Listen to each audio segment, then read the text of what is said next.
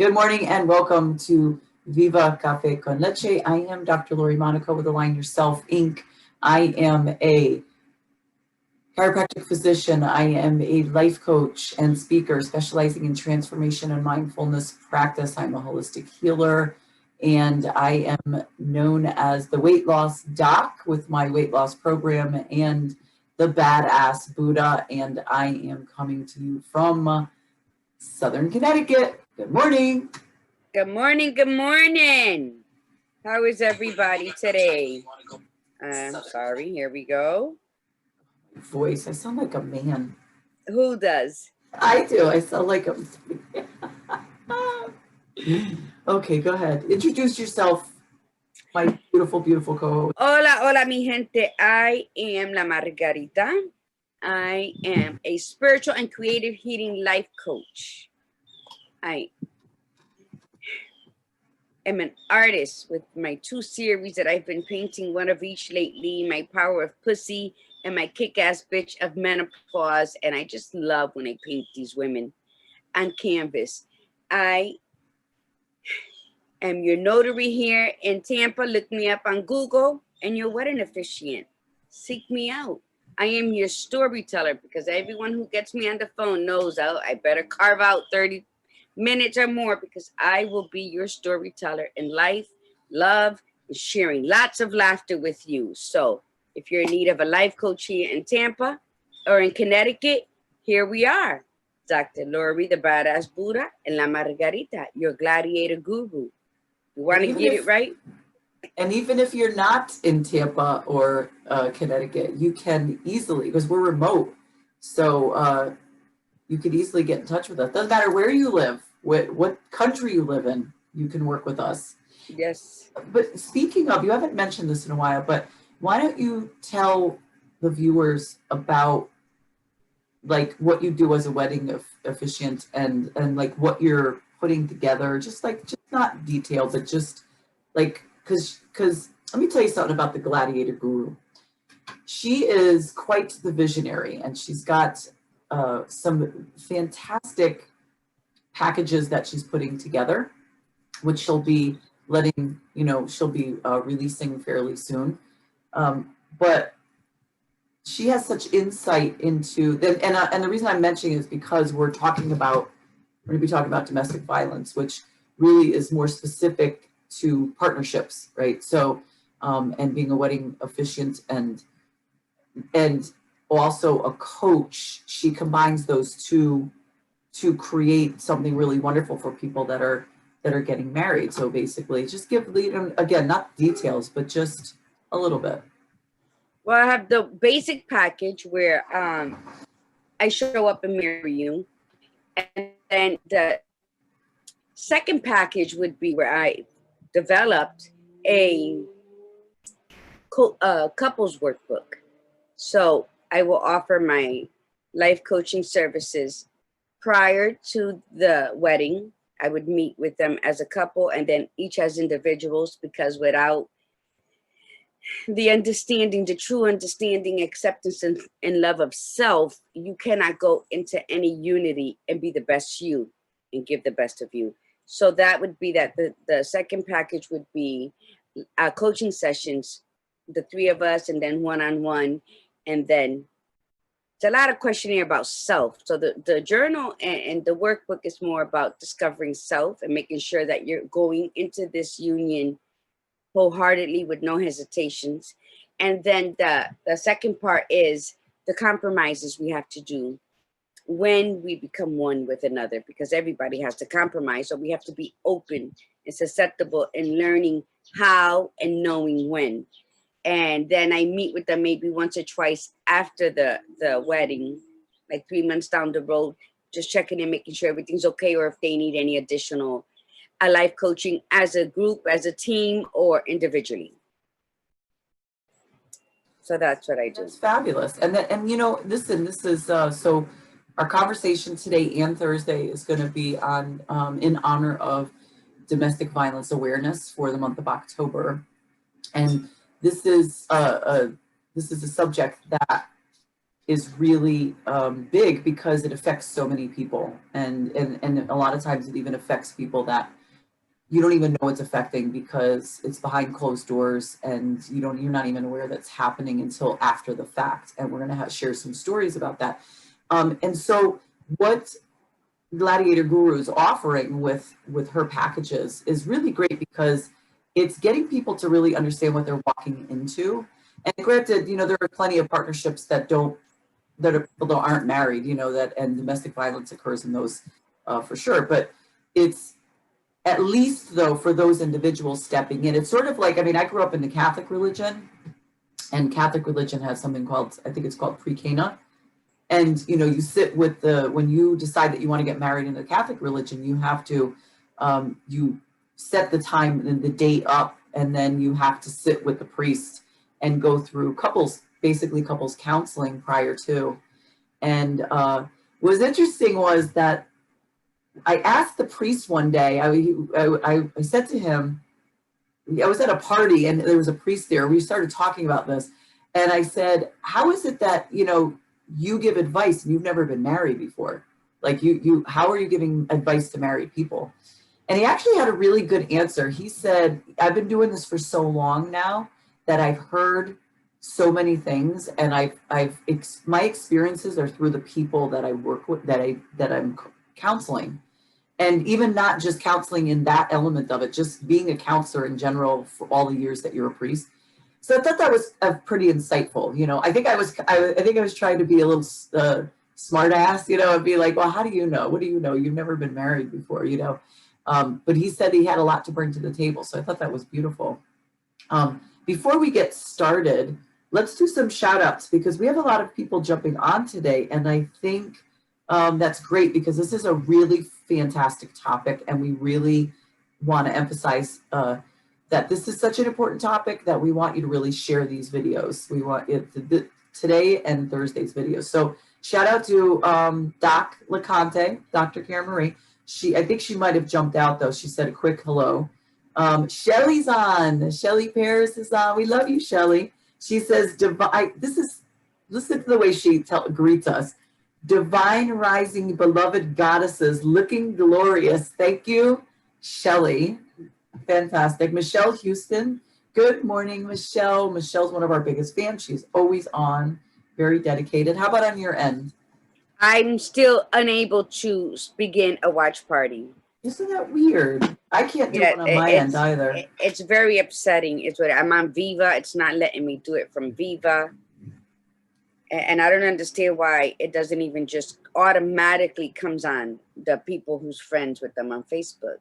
Well, so I'm not sure either because mine hasn't been doing it and you've been able to jump on and I haven't shared anything. So, this is actually a good time to bring this up. So for those of you that watch the show, whether you are Team Gladiator Guru or Team Badass Buddha, there's no teams here, we're all on the same team. But if those of you that watch on one or the other, just put yourself up for notifications on the Viva channel, because then you will get notifications when we go live and you'll be able to jump on instead of waiting for a watch party to come on when we have technical issues like this, because we want more engagement. And it's a shame that if people aren't engaging that directly on the Viva channel, better. We've advertised this for you. So for those of you out there, get on, share it. If you're not seeing us on Margie's channel, then my goodness, get on Viva. Right? We got to train them better. What do you think, Gladiator Guru? Yeah, because every Tuesday and every Thursday we're going to be on. I've been trying lately to go on 5 minutes before and do a little Viva's coming live in 5. So that to stimulate, I got to probably do it a little earlier than that. But yeah, it's about learning. It's about sharing. We love the conversations being had in the comment section. I mean, that also engages others to participate. And, when you ask questions, that's when you become more knowledgeable. They always said, oh, the person who always asks questions is stupid. No, that's the smart person. That's the person who wants clarity. So, when we share with one another, whether it's via the Zoom as Lori and I are doing, or it's via the comments, when you guys are sharing comments, we're teach one, what is it?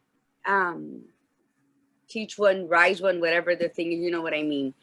Let's educate one another. Let's embrace one another with the knowledge. Just share, because by us sharing one piece of knowledge, we're gaining 3 other pieces. So yes, and subscribe to YouTube. Let's do this. Come on, mi gente. I know we haven't here. had any new subscribers in a while, so we need to rise up that number, so we can get it out there. Because remember, YouTube is a bigger reach. So, if you think that the content that we have is something great, which we do, and we just keep building, I mean, you have to see what's coming up over the next, several weeks. So if you think that content is great and you really love the show, then definitely support the YouTube reach, which means you have to subscribe to YouTube, or share the YouTube link on your Facebook pages. Just go to YouTube, click the share button, and then share that. So this way, when people watch it, they'll be watching it from YouTube, and they could in turn subscribe to that channel. So, we're not doing that for the reason of, we want all these sponsors and all this. I mean, listen, we got I think we have Gladiator Guru, I think we have 19 subscribers. On what? No, we have 22. What do we have? 22 subscribers on YouTube. We got a long way to go before we're making any type of money on that. That's our goal, is to say, we love what we do and we want to spread this show. So that's the best way to spread it. And because not a lot of people have Facebook, and we really want to get a much bigger reach. So that being said, let's get into our Michelle says she shares every session. Oh, thank you, Michelle. And I want to shout out, I have 2 people on mine right now. Good morning, Jolly Red. She says, good morning, ladies. And good morning, my beautiful Emerald. My daughter Tiffany's on. Hey, Tiff. Gosh, I've been missing Tiff. I know, me too. Thank you. Thank you for the good. support, You were able ladies. to share it. You were able to share it then. Yes, I am on a watch party. All right. So okay. Do our intention and our mantra, because this is we want to definitely jam pack in as much information as possible to today's show. But before the affirmation, before the mantra, it's about coffee. So put in your comments, mi gente, what coffee are you drinking? Where do you hail from? Where are you at this moment as you're drinking your taza de café? Talk to me. I am drinking Naviera today. Naviera. It is a Tampa coffee company.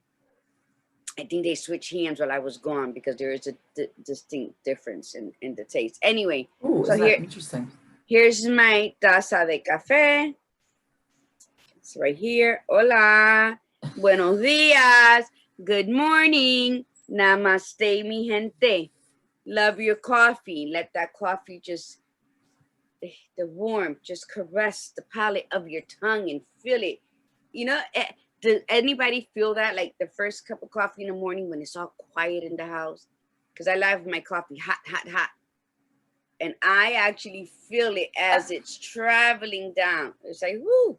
That's why I love my coffee by myself in the morning. It is so magically orgasmic. So remember, mi gente, put your Jolly Beth says she's drinking ginger tea with cinnamon. I understand you non-coffee drinkers. I don't understand you, but I understand that you can't enjoy coffee. So here you are. Taza de café selfie. We need more. Put where you're from in the comments, and what coffee are you drinking? We want to know. Right. I'm drinking, I don't remember what I'm drinking, but I ordered a bunch of coffee. I ordered a bunch of different types of coffee, so I'm going to be trying all different types. I should get it in on Thursday, but probably, no, I think I should get it today. So by Thursday, I'll be drinking some new stuff, but I have my Live with Purpose mug. So. Oh, I love it. I love the bottom. Is it gold? It is. You always say that. You compliment all the time. Yes, it is gold. I love the gold on the bottom. All right, my dear. So who you want to start, right? It's you're giving the intention, setting the intention for today. Yes. The intention for today is I forgive myself for all the mistakes that I have made. I forgive myself for all the mistakes that I have made. Oh, this is a good one for today. Okay, that's it. Wonderful. And the mantra, may I be happy, may I be well, may I be safe, may I be peaceful and at ease. May I be happy, may I be well, may I be safe, may I be peaceful and at ease. So very much needed for this conversation today, considering that very often victims of domestic violence blame themselves. They believe that they asked for what they get and that they deserve what they get. And that is further from the truth. Like, it is the farthest thing from the truth. So let's talk about this. So where do you want to start, my beautiful gladiator guru? Do you want me to, you came up with some beautiful stuff that you researched last night. You want me to read the definition? So, okay. So, so Gladiator Guru did some research last night, which was fabulous because I think I was just ready to drop dead from just stress. And so I greatly appreciate what she did last night.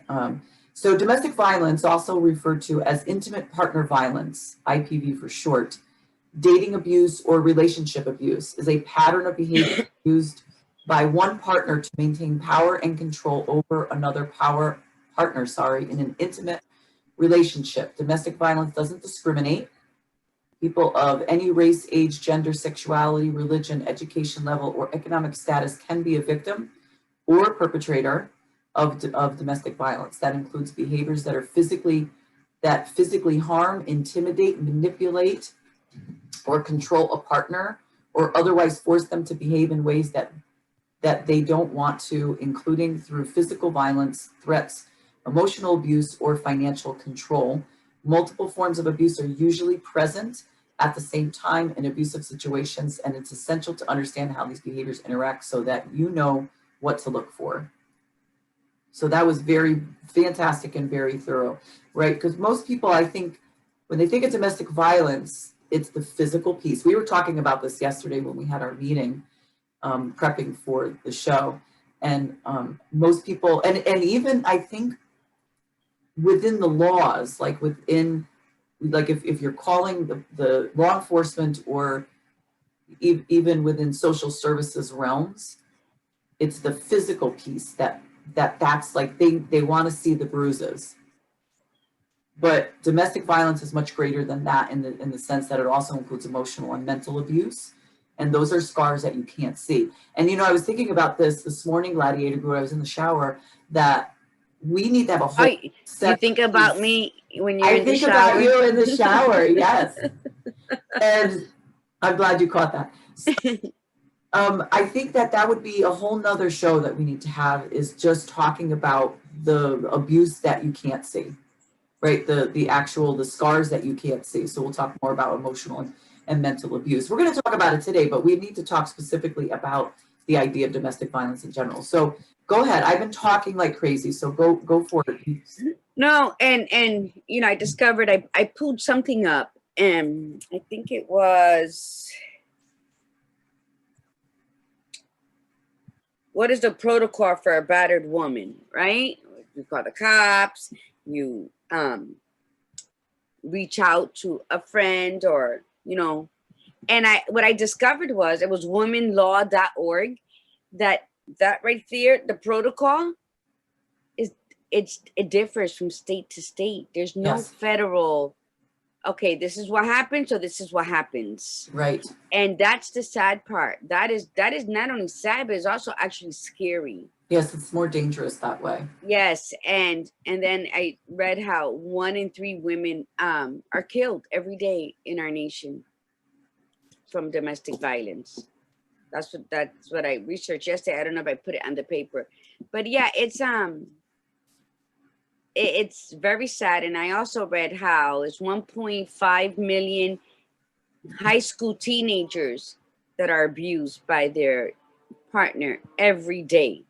So, but yeah, the different laws from state to state, it's something that I think they are actually working to unify them into one federal law, because Even if they do, federal law works the way that it's still governed by the state. The state always has the overall control of how they enact the law. So even if they did that, it's still subject. I mean, listen, there's some areas that are very strict. There's some areas that are really like they take it very seriously. But then you have some smaller places sometimes, and I'm not knocking small towns. It's just that that's unfortunately the reality is that they, right in the past especially, they would just brush it off. Oh, just talk to them. You're just angry at each other. You've been drinking, blah, blah, blah. That's why stronger laws came into effect. But you still have that, even with law enforcement, you still have their take on it. Do you understand what I'm saying? So even if by law they say, okay, if we get called for a domestic and it's a domestic violence issue and the man is abusing the woman, within that, whoever shows up to that call still could manipulate it to their personal, yes. yeah, I wasn't going to belief. say manipulation, but I was going to say like just like they could decide how active they want to how actively they want to pursue it. You know. Mm-hmm. Yeah, So go ahead. I didn't mean to interrupt you. No, but the thing is that, the sad thing is some men just don't let up. You can move on. It could be 2-3 years later and they're more resentful because you got away, and they'll stalk you and they'll harass you. And then the courts think that a piece of paper is going to save you. And because they haven't actually broken your house or hit you, there's nothing they can do. But the minute they do and you do self-defense and eliminate them, then you're a murderer and you go to prison. Well, this is a whole different subject, but it also depends on the color of your skin. Good morning, Maria Garcia. Jolly Vet says the law sucks when it comes to domestic violence. And she says here, she's from Altamont Springs, Florida. She says here they both go to jail. And the badass Buddha was talking about in Connecticut, it's the same thing. Unless you have like real physical bleeding and bruising on you, that you both go to jail. So so it's a catch-22. Are you going to live in fear all your life, and the law that's set up to protect you is not, or do you take it into your own hands? And I'm saying, if you got to take it into your own hands, be smart to do it. Be smart about it. Do it alone. Pay it alone. No one got to know. Keep that shit tucked in your pocket, because sometimes you got to go to the extremes in order to breathe.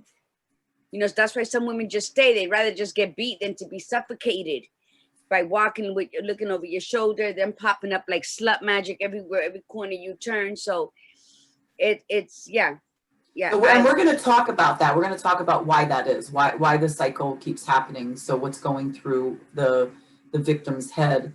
But before we get to that piece, though, it's not just if you're a victim of domestic violence, it's not a matter, or if you know somebody, it's not a matter of just calling law enforcement. That's one piece. And Gladiator Guru is right. It may not work to your advantage to call law enforcement, although I'm not saying not to. It's probably one of the best steps you could take. What do we do from Bridgeport, though? I'm sorry, Lori. My Bridgeport people, what do we do? Before we call the cops, we call the siblings. Yes, that's true. So, but it's like multi levels. There's not levels, there's layers to it. You don't just ask for law enforcement help. You have to find the people that will help you. Like people that in your circle, people that are friends. I mean, the unfortunate thing with domestic violence, one of the common things that happens with the manipulation piece is that they slowly get you to push away all your friends and family members so that they have overall control over you. So if you still though have people in your life, you've got to reach out to them and tell them what's going on, and not the people that are going to say, oh, don't worry about it. He just gets mad and because they're most likely they were victims themselves. So they don't even think twice about what you're saying. You want to get the people that are going to give you answers. Oh my gosh, this is what you can do. I'm going to make a call. I'm going to take you and we're going to move you over here, and I'm going to step in and help you. So it's not just about law enforcement. The scary part, though, we talked about this yesterday during our meeting, is that the most dangerous calls for law enforcement to go to are domestics because they are very unpredictable. You know, at least if you show up to a robbery in progress, they already know what they're dealing with. But when you show up to a domestic, you don't know whose side, who's going to do what, because both parties can be just as violent. You don't know what they have in the house, what's going on, and it can go from what seems to be very calm to very, very bad very rapidly. So same thing with if you are an individual who wants to help a victim. Like if you have a friend that's confiding in you and saying, oh my gosh, you know, I'm getting beat and I don't know what to do. You also need to get help on how to help this person, because it could be very, very dangerous if you go in and intervene, because that person is not going to let it go. They're not going to just go after their partner. They're going to go after you too. So it's a lot of pieces. There's a lot of moving parts, right? Gladiator Guru, it's not just one thing that needs to be focused on. It's a whole bunch of things. I think that it's dangerous for your person who came to help you as it is for the victim. You still got to help. There's still something you can do to help. There's 5 ways to help someone who is being abused by an intimate partner. And the first one, when I read this last night, I didn't write everything that was underneath the titles. I just wrote the five things.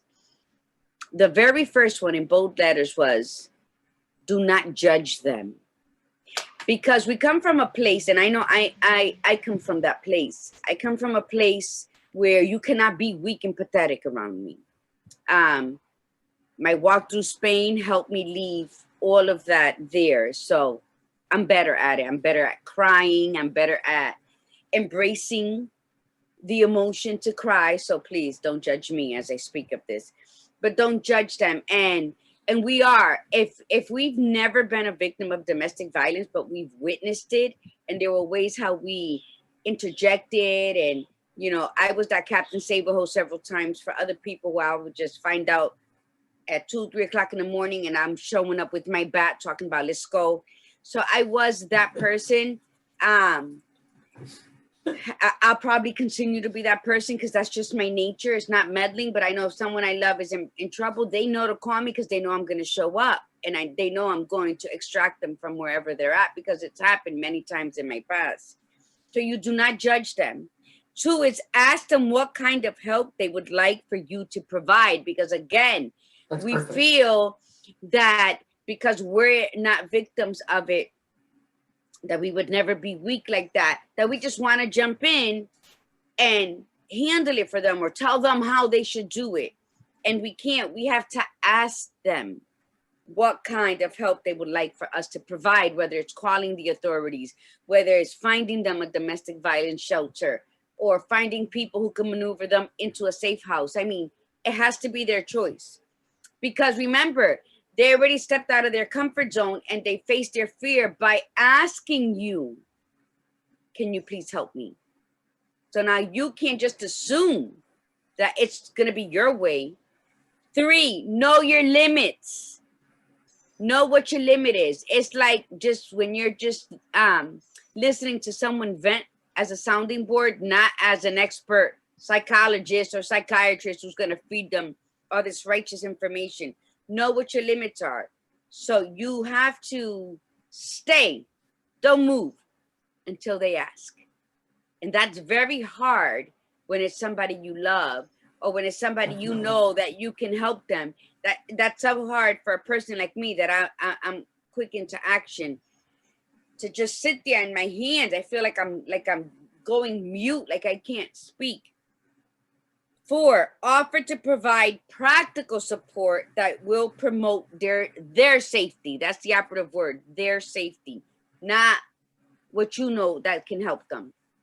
Because no 2 people are like me, gente. And it don't matter if they're getting beat and arms broken. It still has to be their choice and how they want to go about doing it. Because remember, they asked for help, which means they no longer want to be there. But they're being smart about it. We might not know all the reasons, but being friends and supporters, we have to sit back and let them guide us as to how. And 5, and to me, number 1 and number 5 are the most important. Tell them they deserve to be treated with dignity, respect, and love. Now, with know your limits, ask them what kind of support they need, blah, blah. Do not judge them, but you're not judging them. Remind them of the divine beauty that they possess within that's been stomped on, that's a little bruised and just laying there lethargic. Allow them to awaken that remembrance of who the fuck they were before all this happened. And that's our job as friends. That's what we do when we want to help someone who's being abused. So and that was fantastic, by the way. And let's talk about why this happens in the first place. Like, why do women fall victim? And we are focusing mostly on women because that does make up the majority of the population of domestic violence victims.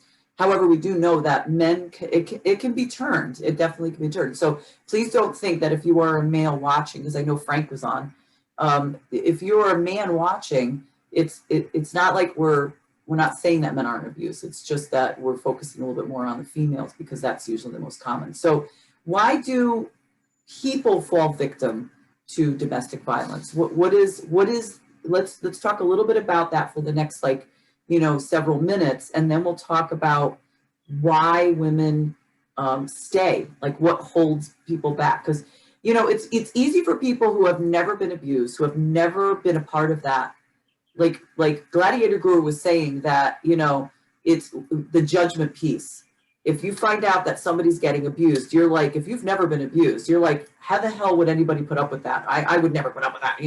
We have that judgment piece, like, oh, forget it. Somebody touches me, that's it. I'm out there. That's the last thing they'll ever do. The thing is, we don't know what they would be like at that, we don't know what we would be like, at that moment. So what is it in their personality? What is it that these individuals are allowing themselves to be manipulated, to be beaten, to be controlled like that?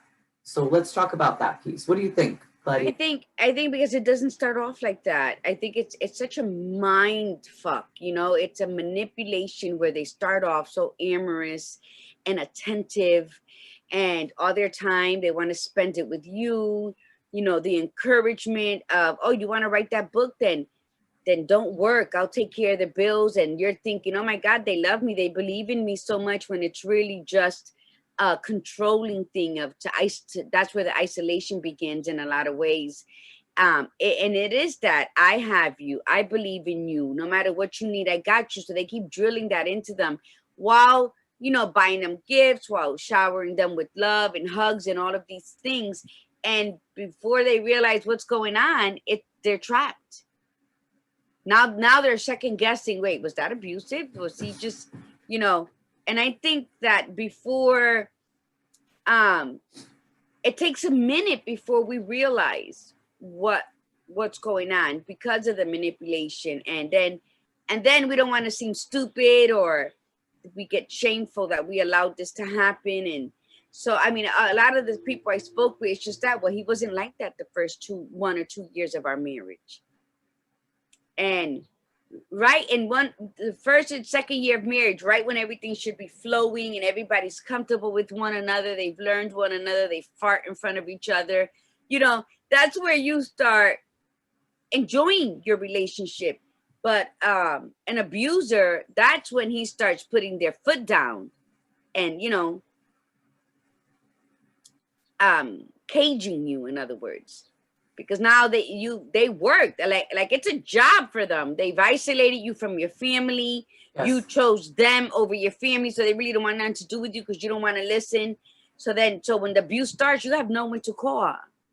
Yeah. So Michelle said something very key, which is really common with narcissists as well, because a lot of abusers are that, but they're not always just that. But she said the gaslighting does horrendous damage. So gaslighting is when people manipulate you verbally, and they really fuck with your head, mentally and emotionally, and and they twist words, and they make whatever you say, they twist it so that they make it, you don't even know where, if you're coming or going. So whatever you started the conversation with, they twist it to where all of a sudden it's like in a completely different way. And it's a very, very powerful way of manipulating. And that's what people who are the abusers do with domestic violence, is that it's a systematic process. They start off giving you exactly what you want. They want, you're hearing exactly what you want to hear. They're treating you exactly the way you want.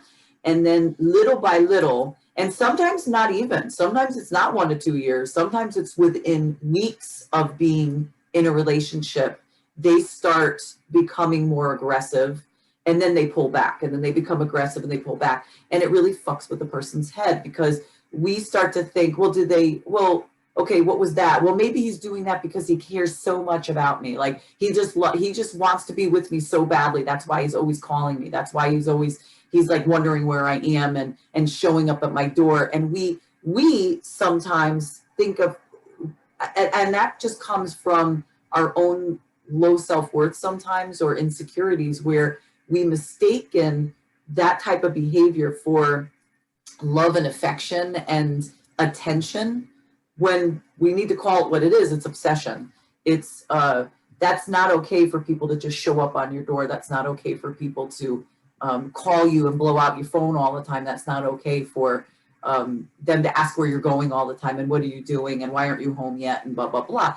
That is a manipulative tactic to just sort of keep you, and like Gladiator Guru said, cage you, to get you. So, and then once they get you to a certain point, then they can start letting their real behavior come out. And before you know it, you're caught in that cage. I don't know what it is about people who manipulate, but they have a very good sense of understanding who they can manipulate. And they learn it really quickly, because if they start to impose this, and it's somebody who's very strong-willed and very high self-worth, they'll figure it out quickly, and they'll be like, bye-bye, I don't want any part of you. But if it's somebody that appears to be very strong-willed, and then they figure out how to, they knock them, they figure out their weak pieces, their weak points, and then they hit those pieces, and then they throw in the good stuff. They're like, oh, nobody can love you as much as I. And then you just get sucked in. And so sometimes it's not that there's statistics that say women who are abused tend to come from households where they've been abused themselves. That's not necessarily true. I think it's across the board that is not a criteria, because I've met plenty of people who didn't grow up in a household like that, and then ended up becoming abused and they didn't even grow up with low self-worth. It's just they were at a time in their life where they were a lot on the lower side, and they managed to attract these people, and those people took advantage of those situations. So actually, Gladiator Guru, did you want to share that thing that you shared with me with that story about that woman? Well, yeah, because in other research I found last night, like when we talk about domestic violence, and I didn't copy it because I thought I was running out of space on the thing, but we can talk about it Tuesday. I'll get the article. When we talk about domestic violence, people think automatically it's physical abuse. You got the emotional abuse where no one's gonna love you like I love you. You're worthless. You're lucky I even stay with you. But I mean, all of the domestic violence of emotional, mental, and physical. I mean, it's putting you down. It's because you somehow revealed what your weakness is, and your weakness meaning your lack of self-trust and self-worth and self-values and self-love. Yes. Somewhere along the way it was down, and you gave this person all your power. And so I was up to almost 2 a.m, and it's amazing how when the women compiled this big thing of what everything has to do with it, they were talking about their husbands or partners never hit them, but they cheated on them incessantly. And that was a form of domestic violence, because the concern of not bringing home diseases to their mate, there was no concern. One woman asked if he used protection, and he's like, why? You're not worth a condom. So, I mean, so it's, and then it was about ruining their clothes so that when they went to go out somewhere, they had nothing to wear. It was about not allowing them to go to the children's school on parent teacher night. They would show up so that they would look like an unfit mother, so that when, if she ever were to report him, it was proof that she never showed up for any of her children's events, never like signed anything, that he always had to leave work to go. I mean, the list was like, wow, because who would think not to show up, or not to allow the mother to show up to any school activities, parent teacher conferences, participating in any science fairs? No, like, they were not allowed to do that. And the whole method behind it was so that if she ever decided to leave, she would not get custody of the kids. So she had no choice but to stay with this abuser. So, I mean, the list is on, and we think it's just the physical bruises. Those heal, but not that. And you can overcome when them telling you're not good enough, because I'm sure, there's people, God will always provide people around you to remind you of your values, of your dignity, and how worthy you are to the world. But when you're a parent, I think when I read that, I said, wow, that seems so much more difficult. And years ago, when I worked at Career Resources, there was this woman who was like a guest speaker. And then she used to speak in women's prisons for the women who like murdered their husbands for whatever reason, the majority being domestic violence. And here she would talk to them. She was this psychologist. And she would have workshops, and she would go to the prisons and have these workshops for the women, and came and did one in one of my classes. And then come to find out that the whole time she was being physically abused by her husband, and he ultimately killed her in one of those moments of abuse. So it like, domestic violence has many faces and many backgrounds. And it's because I look at it this way. It's up to the individual. Either if you display a weakness in any kind of way of codependency, like you need this man to breathe because he makes you feel alive and he makes you feel loved. And so you're going to you don't want to lose that. And so I think that the more you learn to love yourself without judgment, but if everything you need is within, inquire within. And I think even if you're in the middle of it right now, mi gente, just start pulling from those strengths, because they're in there. It is who you are. And before it's too late. Way out. And there's always a way out. I love what you talked about. It is. And the sad part is that you cannot call law enforcement for a domestic violence situation unless there's physical abuse. Like, you can't call somebody and say, well, they're being, they're emotionally and mentally manipulating. I think that's unfortunately the most powerful form of the abuse, but it's the one that you can't see. And as a result, it often gets overlooked. In fact, it's been way overlooked for way too long.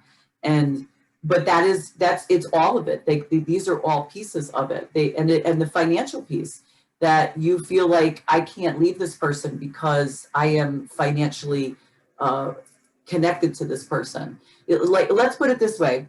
If you are with a partner that tells you that they don't want you to work, you don't need to work, that right there is a huge red flag, truly, because I've seen it on both sides. I have seen it where a man says it to a woman. I've been in that situation.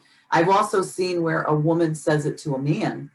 And that is another form of getting you to stay where you are and connected to them, so that you look at it and you go, I want to get out of here. How am I going to get out of here? I don't have the money to get out of here. There are resources. There are people that can help and get you out of there. You just have to. The bravest thing you need to do is take that first step and ask. But you have to be careful about it, because some situations are very, very volatile. And that's where it comes into play, that if you're listening to this and you are the friend, if you know somebody, you have an idea of something, this is the information that you need to get in, so that you can see how you can help, but also prevent it from yourself, from you ever being a victim. It's, it's just crazy. When I used to teach the welfare reform, a lot of those women never had a job. They had kids, they were on welfare, they lived with their children's father. And now they had to come to my class in order to keep their benefits from the state. And so there was a lot of women who were afraid, who were actually getting abused because they were leaving the house and they were not home cooking and cleaning and waiting for their man to walk through the door. And being me, I always would talk about the power of women, to stand up for yourself and don't let nobody say, oh, I'll get this for you, because you're giving them your power. And I was a little more rougher back then. I really, really was this revolution, warrior tribe queen. And I would actually get angry when I saw a weak woman, and I would tell them, you are weak and you make us all look bad. I was really like that type of voice. And like men would send me letters like, my wife's not going to go there no more. One actually came to the center threatening me as I was teaching my class. And later on, the wife told me it's because she says, because I said what you did. Now she had to stay home, tend to the kids, do everything. When he came home, she had to open the door for him. He was sitting in his recliner. She had to go take his shoes off, put his house slippers on, serve him his dinner. She had to sit down while he ate his dinner, not her eat together with him, because he sat in the recliner. Then she had to bring him his beer when he was done. And then at certain times, she had to brew his coffee. And then she had to prepare, like in the bathroom, have all his stuff ready for him to take a shower. Because during the day was, her to cook and clean and take care of the kids. And when he came home, her life stopped because she had to be right there at his beck and call. So, I mean, men do get angry when they see their women changing. And women are afraid of that. But some women are like, hold up, what? I was, in this fog this whole time. So it depends on the person who really wants to get out. And I think the fear is very paralyzing. So that's why we can't judge them. We really just got to reach out. We got to just reach out and let them know, I am here. So if you're that friend, what I recommend you do is find out what the laws are in your state, in the state of where your friend is. Find out where the safe houses are and the domestic violence shelters. And Lori has that piece on it. What is a safe house, Lori? So safe house center, that's a specific place, but there's multiple types. A nonprofit organization whose mission is to provide safety, support, advocacy, and resources for survivors of sexual assault and domestic violence and their children, and to work relentlessly to change the system and attitudes that allow this abuse to continue. Every area has some sort of safe house. Every area. It might not be every town, but at least within a certain radius. Like even where I live, there's one very local, and but they're there. It's just a matter of getting. Sometimes they get filled, sometimes they don't always have space, but you just have to start the conversation, and it might have to be where you start the conversation before, like it just takes one little small conversation with the person who's being abused. And then you say, okay, then we're not having any more conversation. Let me find some information out first. Because the more you share with the abuser, the more possibility, the more potential for danger for the abuser, because the one that's being abused. Because here's something interesting is that sometimes people, even though they're getting abused, they're so messed up with their loyalties, they're so manipulated into being loyal to the abuser that they will actually call themselves out, and they will call you out too. So you have to be really careful about this. That's why what you said, Gladiator Guru, about asking them what they need is very vital, because you don't want to just jump in and start helping them because you see what's going on, because they may actually make your life more miserable. I've seen this happen. I've seen where somebody was literally getting abused, and when somebody went to intervene to help them, they twisted it, and then all of a sudden the other person became that happens. The abuser went after them, and that's a very scary situation. because of the fear, like oh my God, so then it's not their fault. Like, so they figured their friend who was willing to come help them is stronger than they are. They can handle it. Right. But they're still like in this weak position. But yeah, like I knew someone for years that didn't allow his wife to learn how to drive. And they've celebrated like 35-year anniversary now. But she learned how to drive at 40 something because he cheated all the time. So he didn't want her to learn how to drive because then she can pop up or come seeing where he was at or roll by their job. So that is another form of domestic violence where they keep you in the dark. They keep you from growing to becoming your potential, so that they can do what they have to do. And, they worked it out. They separated and got back together and they worked it out. And, it's funny. I asked him not too long ago, you been behaving? He's like, I'm too old for that shit now. But he had a good time when he was doing it. But you know what? It takes two people to dance. And this is where I say, if you notice, but your fear of something is holding you back, you got to walk through that fear. You got to, because they will, if you stay there, then it's easier for them to take from you and feed you the crumbs that they want to feed you. So you have to seek help. Once you start noticing it, if you're strong at that level, then get the hell out of Dodge. If you're invested in it and now you don't know which way to go, but you got to get out of there, then please, I beg, reach out. You must reach out, because the longer you stay, the more abuse that's going to be given to you. Yes. And I go ahead, honey. Go ahead. No, go ahead. I just wanted to read the research that you did last night, because it's really important for women to hear this, or anybody that has ever been manipulated. Let's put it that way. You might not be falling currently into a category of domestic violence, but maybe to prevent you from it in the future, or if you know somebody, or if maybe you are that person. So what are the emotional reasons for staying? Like, why do women stay in this? Like, why do people stay in these abusive situations? Belief that the abuse partner will change because of his remorse and promises to stop battering. Fear of the abuser who threatens to kill the victim if abuse is reported to anyone. Lack of emotional support. Guilt over the failure of the relationship. Attachment to the partner. Fear of making major life changes. Feeling responsible for the abuse. Feeling helpless, hopeless, and trapped.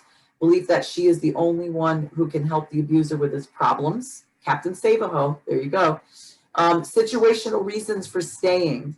Economic dependence on the abuser. Fear of physical harm to self or children.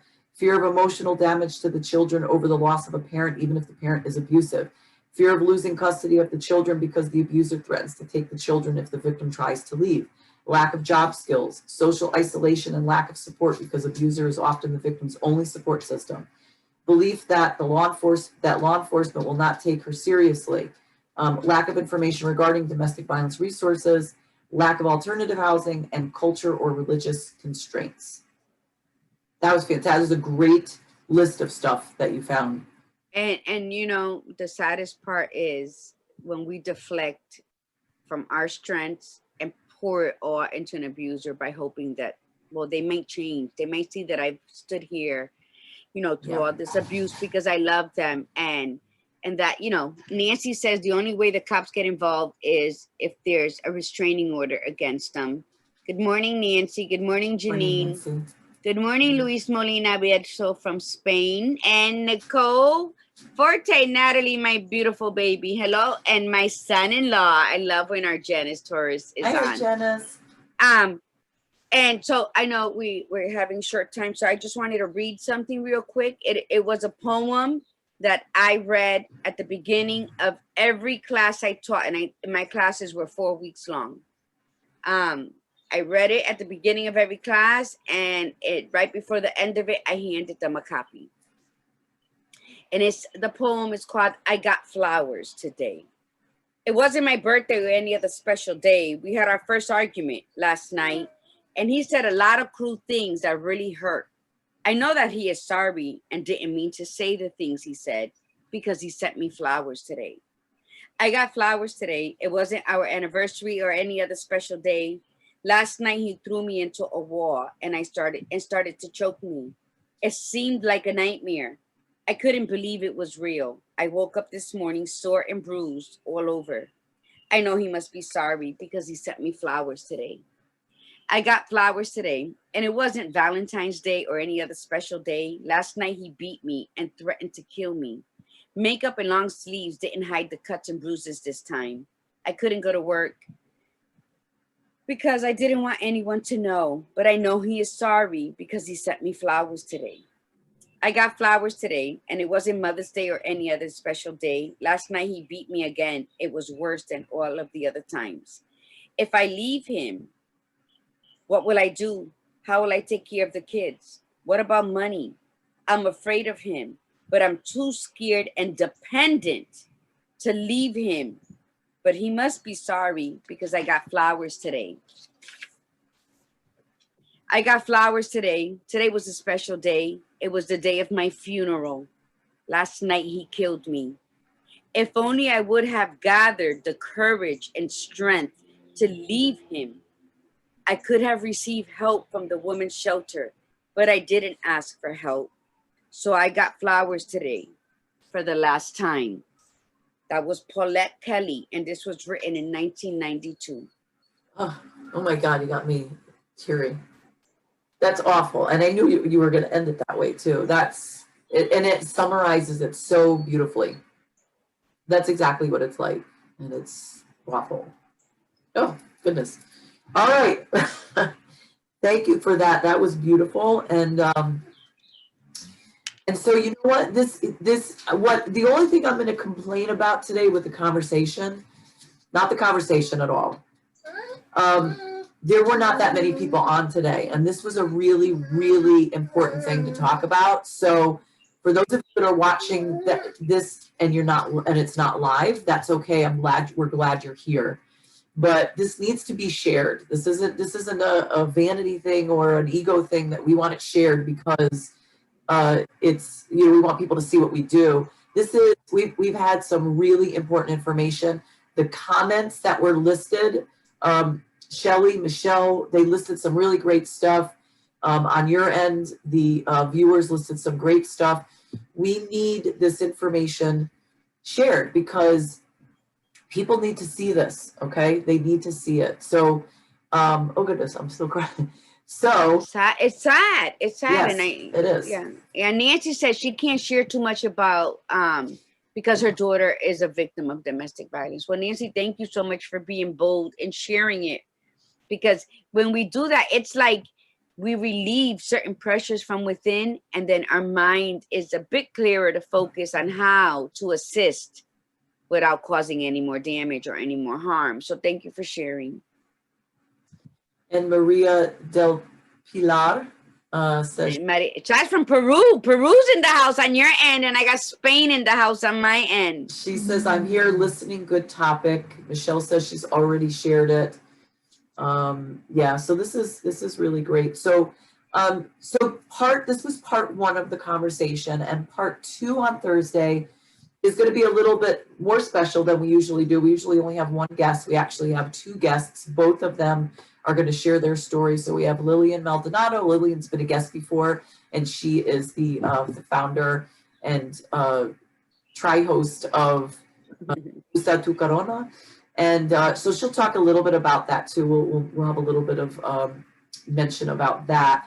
And then our other guest is Satya Calendar, and she's got a magazine, and she does a lot with domestic violence, having been a victim. So we're gonna have them share their stories and just talk about that. Oh my God, I can't stop. I have to blow my nose now. That really hit me. That really got to me. I think it was just, really whatever. So anyway, any last because the thing is that this is so real, and they don't talk about it as much. 1.5 million teenagers are being abused while in high school by their boyfriends, and it's like, what is being done about it?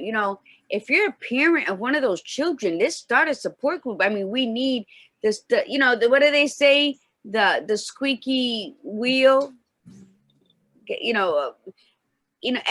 for any revolution, Gets the oil, gets the grease. This is a revolution. This is something that needs to be, brought up and faced and dealt with. These are our children. These are our mothers. These are our sisters. This is something that you never be ashamed if you are a part of something like this. Never be ashamed to reach out and to say, I'm getting my ass beat every day and I really don't know how to get out of it. And then guess what? Your tribe will show up and you will have an army fighting for you. But you have to let us in. It's just like God. When God says, free will. And when we say, Father God, please help me, guess what? The Red Sea parts for us, but we're too busy being busy, focusing on our problems that we don't realize it. We must seek help. We must say, and that's your first help. That's your first step to getting out of that situation, is saying, I need help. And we will show up. So share this and let's make this a conversation. And if you're watching today, and Lori, thank you so much for saying that there weren't enough viewers for a topic that's so important, because 1 3, what would they say? 1 out of 3 women daily are abused. Day. And so how many women are in your family? Because, 1 out of the 3 of you is getting abused. So if you got 12 women in your family, come on. It's 4 people. It's closer to home than what you think. It is closer to home. It is inside your home. So we need to be aware of this. We need to empower women. We are the force of this universe. Let's claim our power back. Let's claim our dignity back. Let's claim our self-love.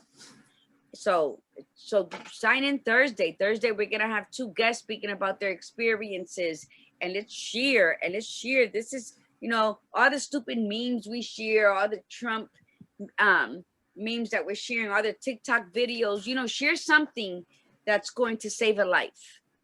Yeah. And let's start with this, mi gente. And with that, remember, we'll see you Thursday, and be you, be real, and be extraordinary.